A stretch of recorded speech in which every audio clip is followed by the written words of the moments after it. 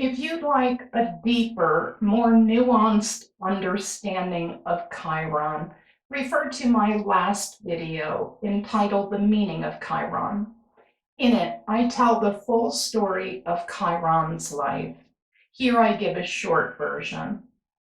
I offer the story again because the mythological tale associated with any astrological factor is integral to understanding that factor in the birth chart. Chiron was a centaur with an unfortunate beginning. He was conceived in an act of rape while both of his parents were disguised as horses. When he was born, his mother laid eyes on the half-man, half-horse creature and screamed, "Get this monster away from me." In response, Chiron rejected the half of himself that was horse. But when he dissociated from that half, he also broke from the animal part that holds the instinctual nature. And without access to his instincts, Chiron is extremely vulnerable. Chiron has a brilliant mind, a charismatic personality, and he's the greatest healer on earth. But the fact that he's cut off from his instincts causes him to sustain a secondary wound. This wound is an arrow in the thigh coated with a toxin that causes it to never heal. This wound is, at least in part, by his own design, but the pain is terrible, and it goes on for 900 years. Chiron finally comes to the realization that the only way out of his pain is to physically die. But there's a problem. He's an immortal, so death by his own hand is not possible. He beseeches Jupiter, king of the gods, for physical death. As soon as he makes that request, a path opens, and he's able to pass away. When Chiron dies, an enormous amount of fire and light is released, and Chiron is free of the pain that plagued him for so long. In the horoscope, Chiron stands for the place in which we sustain an early wound, an original wound. This wound is generally out of our control. It comes at our birth, through our genes, or at the very least in early childhood. Chiron in the chart indicates a secondary wound as well. The secondary wound is by some measure our own design, and it's normally a result of a rejection of our natural animal instincts, our deepest ways of knowing. The secondary wound is stubborn and excruciatingly painful. Nobody else can heal it, and nobody is spared. Chiron in the chart indicates feelings of being damaged or broken. As with every astrological factor, the sign Chiron is in suggests the way it expresses or the script it follows. Its house placement shows the part of life and corresponding area of the psyche where the wound is most dominant. But wherever it is placed, Chiron's wound disrupts our authenticity and functioning. It can only be resolved by going to the edge of healing and into a profound ego death. In order to heal Chiron's wound, we must be willing to lose everyone and everything. But when Chiron's wound is healed, life takes on a color and vibrancy.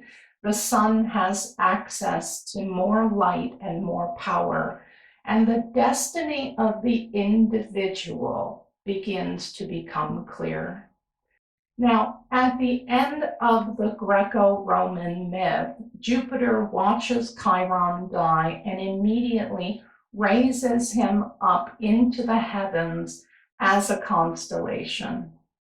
That symbolizes something important. Resolving Chiron's wound lifts the native up forever and offers an aerial view of life. From that perspective, up high in consciousness, everything that has ever happened and all wounds you've ever sustained have a purpose. You might even feel true gratitude for the pain you spent all your time resisting. One last thing. Chiron orbits between earthy Saturn and electrified Uranus. That place in the solar system gives Chiron a special capacity. Once Chiron's wound is resolved, mundane Saturnine life can be imbued by the higher vibrations of Uranus and the outer planets. That's why Chiron is known as the key. It's the key to making daily life magical. Now, let's look at how Chiron expresses itself in the fourth quadrant of the wheel, houses 10, 11, and 12.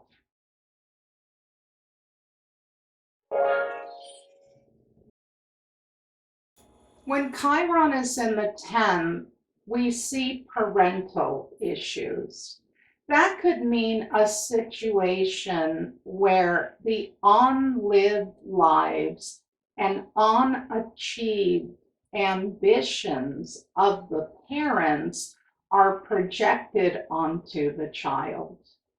The other thing you might see, alone or in combination, is damage that makes Chiron in the 10th obsessed with proving their caretakers wrong. Elon Musk, for instance, had an abusive father. His parents actually believed he was deaf when he was a kid, and they told him he was going nowhere. These things caused him to feel that he had to achieve in the world. Elton John was beaten often. He was once smashed in the face by his father for taking his school blazer off the wrong way. He was afraid of his parents. He wanted to get away from home, and he did it by becoming a superstar. Pablo Picasso was also traumatized in childhood, and each day he was criticized by teachers who told him he was wasting time with all those stupid sketches. All of these men rose in their fields, at least in part, to prove the authorities in their life wrong. There's nothing terrible about using trauma in this way, but it isn't healthy success. Healthy success comes about organically, and it comes when personal potential and natural skills combine with a personal drive. When Chiron is in the 10th, healthy success is usually not the case. Chiron here tends to achieve out of woundedness. There's a telltale sign that success is being driven by woundedness, and that's when an individual feels like a failure no matter how much success they achieve. Becoming king or queen of the sun and the moon and the stars doesn't create any more self love within them. There are some other things you tend to see with Chiron at the top of the chart, such as designing impossible goals that aren't achievable. Often, this type of failure is a way to take revenge on caretakers who expected certain achievements. You might even see natives who succeed on purpose where their caretakers failed as a way to shove that success in their faces. Or maybe they make the mistake of dedicating themselves to a career path they don't want just so that caretakers aren't disappointed. That always results in depression because personal feelings of passion and inspiration are not there. As I say to my clients with Chiron in the 10th, just because there's a mountain in front of you doesn't mean it's yours to climb. The truth is, we tend to find joy only in those things that are our idea and our natural path. Now, in a related issue, these natives tend to create external facades. These fake fronts are really only natural if you're on a path that's not meant for you. The real individual is somewhere under all the layers of false friends, meaningless promotions, weekends in Vale, and Baccarat Crystal. One of the more unusual ways for a crippled Chiron in the 10th to express is by becoming what society calls a flop. Floppiness here usually has its roots in anger. The native feels that there has been way too much pressure on them, considering how little respect and recognition they received along the way. On the other end of the continuum, a damaged Chiron might express by taking on too much responsibility. They allow shame and a harsh inner critic to create an addiction to work. Since 10th house planets like to work, and there are certainly rewards associated with work, both social and financial, work is a natural hiding place. This is a difficult placement to change as well because it isn't fond of the sensitive self reflection it takes to become aware of what's going on inside them. The subjective inner feelings that surround trauma are too soft and mushy a terrain. Many times with this placement, you find that parents, family members, or even teachers and coaches expressed a personal interest in making the child powerful. Planets in the 10th give a birthright when it comes to power, influence, and leadership. But an unhealed Chiron in the 10th doesn't genuinely crave power because they're usually confused about what to do with it when they get it. Once these natives are willing to risk everyone and everything and every facade they've built in order to heal their wounds, there can be a massive turnaround here. A Chiron in the 10th can then look at power and authority as a sacred gift, one that can be expressed with compassion and empathy. And you definitely know that this placement is healed when the native can separate outer world achievement from inner feelings of self-worth and self-value.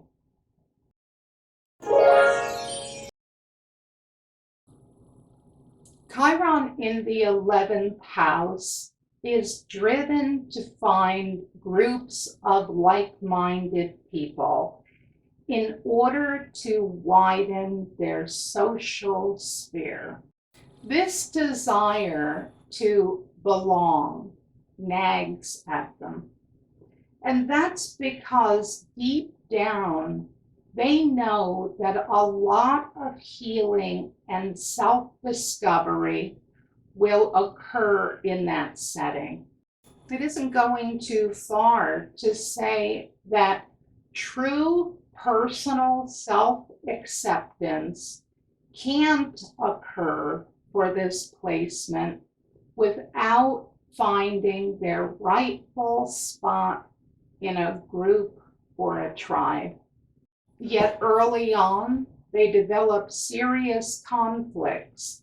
Usually they're wounded in ways that make them feel like an outsider, or even wholly unwanted by the groups they encounter. This usually begins with friendships or small groups. They have early experiences of being kicked out or abandoned by social groups. As their eccentricities begin to take shape, their experiences transfer to larger groups. And what develops is a wariness about social connection. But it can even come out in a bigger way. This placement can feel rejected by the community in general. And that's because they believe they either have to conform or they have to live in exile. Alternately, this individual might reject society completely. They feel alienated because they think differently. So they can easily become rebellious or destructive with the intention to hurt others as they have been hurt. And if they do enter into groups, a crippled Chiron can go through a lot of pain. A damaged Chiron in the 11th might swallow collective ideology of a group in its entirety in order to belong. They can't see where they end and the group begins. And that's not a good place for this native to be. One of the other signs of an unhealed Chiron in the 11th is being terrified of speaking up in a group. They panic at the thought of being challenged or questioned.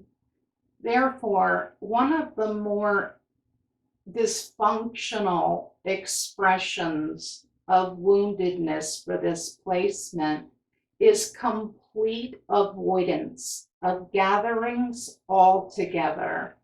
That's probably the worst idea, because this Chiron really needs to heal within a proper group setting. Sometimes Chiron in the 11th wants to be a member so badly that they pretend to conform. They look like they fit in from the outside, but inside they struggle to understand the group, and they wonder why it works the way it does.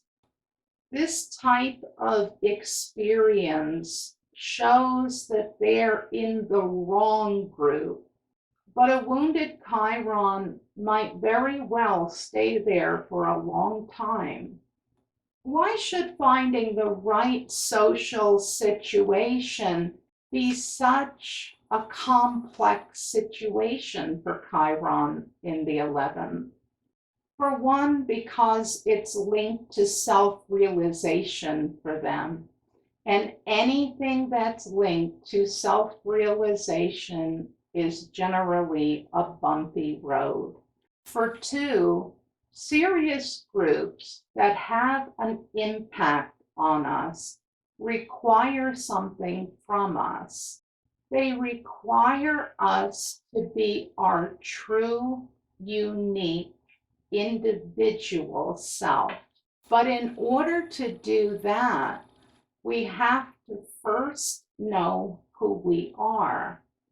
And once we have a handle on who we are, we have to then mix in the group without losing a grip on that authentic self.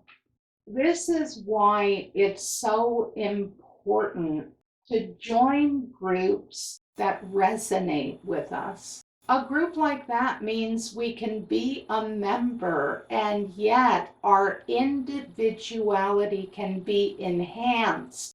That is precisely what Chiron in the 11th is looking for. That's why it's driven to groups to begin with, and why it's imperative that they stay connected. This Chiron, in terms of personality, is an idealist, a futurist. They tend not to like how society operates in the here and now. One of the ways this placement can calm itself is by developing personal humility and meditating on the fact that the world is imperfect. It always will be. And yet it can also be changed, especially if you have the support of the right group. When this Chiron is willing to risk everything to heal its wounds, we tend to see it in groups of wise people, mystics, healers, and those who are very interested and open to healing. Chiron in the 11th tends to be eccentric, artistic, and philosophical, and it always has the potential to give something unique to the world. It's not unusual for this placement to feel that within them is a grand destiny. One thing this placement must know is that it's okay to follow what you love, even if it's condemned by most of society. keep healing your wounds and keep looking for your peeps, even if they're gathered way outside the mainstream.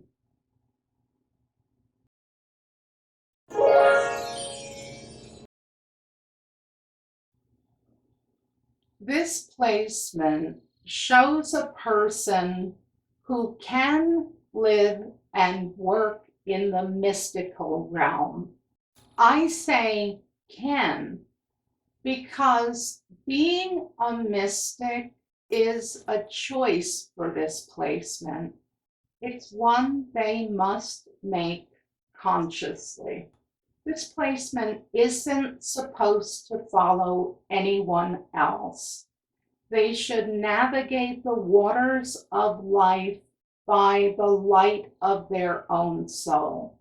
Though it might be all right to swim alongside a teacher from time to time, the best advice for Chiron in the final house of the wheel is to dive into mysticism using a mix of curiosity and their own solitary ways. To find out if there's a sacred healer or a thoughtful shaman within, they need to take time to write down their dreams, to reflect, and to learn to explore the oceanic depths of the unconscious. Chiron in the house of Pisces requires the native to develop prophetic skills. Oftentimes in youth, you'll see them dabbling, sticking a fin in every tide pool. But a healed Chiron is one that puts all their energy into one method of divination. Divination is important because it brings the spiritual world into the world of form. Now, this brings us to the first weakness of this placement, and that is an irrational fear of possessing spiritual magic. They see it as a possible menace. There's another common fear for Chiron in the 12th, and that's abandonment. Now, abandonment goes way back in the human psyche. It's always been seen as a significant danger. And that's because there was a time when being left behind or being kicked out of the group meant certain death. But with this placement, abandonment and exile are usually the primary wounds. Abandonment can take a lot of forms, all of them painful. Perhaps their parents left them, or maybe their caretakers were mentally ill or disturbed or addicted. In the house of paradox, you might be talking about a narcissistic parent. This type of parent can be there 100% of the time and yet neglect and isolate to the extreme. With this placement, there's often a deep wound connected to grief. They may even be plagued by chronic existential grief. In this oceanic house, they may feel emotions that are overpowering and yet have no correlate in the outer world. That can cause these natives to question their sanity. And observers may know nothing at all about any of this because Chiron in the 12th is extremely good at hiding wounds. Chiron has a secretive nature, and the 12th house is that of the unconscious and the unknown. You put those two together, and Chiron's wounds can be deeply buried. This Chiron can easily feel like a victim, not just a victim of early caretakers, but a victim of life. And therefore, they feel entitled to addictions to ease their pain: drugs, alcohol, opioids, porn, shopping, gambling. All of these are ways to escape. When a wound begins to float up, when something triggers the sensitive area around the wound, addictions are convenient in numbing that pain. The only way to break the cycle is to raise those wounds up into the light of day. So the health of this Chiron depends upon how much effort they've put into making the unconscious conscious. There are some other idiosyncrasies to this placement. Chiron here has a yearning for a womb-like existence with no responsibilities and no pressures, as the native floats in a state of potential, all their nourishment flowing through a cord. This placement may even feel like they lost something truly valuable in exchange for being born into this world. They may feel that they don't belong here at all. The 12th is the house of incarceration. So it's normal for these natives to feel that life is a prison sentence. Not only can the body be a jail cell, but the mind too. And there can be an accompanying weakness in regard to their material responsibilities like job and family.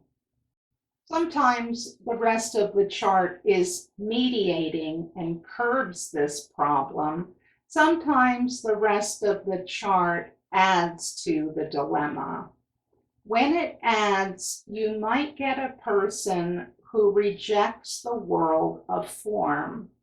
You might even find a person who feels guilty for spending too much time on the mundane because they're ignoring their responsibilities to the spiritual world. A completely healed Chiron in the 12th finds balance. They see the world of form as a vehicle that allows the soul to do its work. But the ultimate expression of this Chiron, the highest expression, is the native with a healed past and an open heart who lives in a state of pure redemptive love. Thank you for watching Secrets from an Astrologer's Desk. Next is all the ways you can get in touch for a birth chart reading and full astrological services.